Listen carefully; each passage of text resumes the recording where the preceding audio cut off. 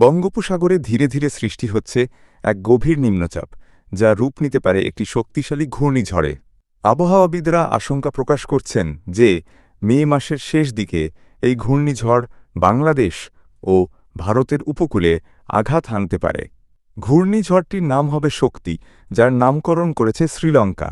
ভারতীয় আবহাওয়া বিভাগ জানিয়েছে, বর্তমানে আরব সাগরে একটি নিম্নচাপ ঘুরপাক খাচ্ছে এবং অচিরেই বঙ্গোপসাগরেও একই রকম পরিস্থিতি সৃষ্টি হতে যাচ্ছে। আরব সাগর ও বঙ্গোপসাগরে তৈরি হওয়া নিম্নচাপ দুইটি মিলিতভাবে ঘূর্ণিঝড়ের জন্য অনুকূল পরিবেশ সৃষ্টি করবে। বিশেষজ্ঞদের মতে, ঘূর্ণিঝড় শক্তি ভারতের ওড়িশা ও মিয়ানমারের রাখাইন রাজ্যের মধ্যবর্তী অঞ্চলে আঘাত হানতে পারে। এর প্রভাব পড়তে পারে বাংলাদেশেও। ইতিমধ্যে ভারতের বিভিন্ন উপকূলীয় এলাকায় জারি করা হয়েছে লাল ও কমলা সতর্কতা। মহারাষ্ট্র ও গোয়ার উপকূল অঞ্চলগুলোতে প্রবল বৃষ্টিপাতের সম্ভাবনার কথা জানানো হয়েছে।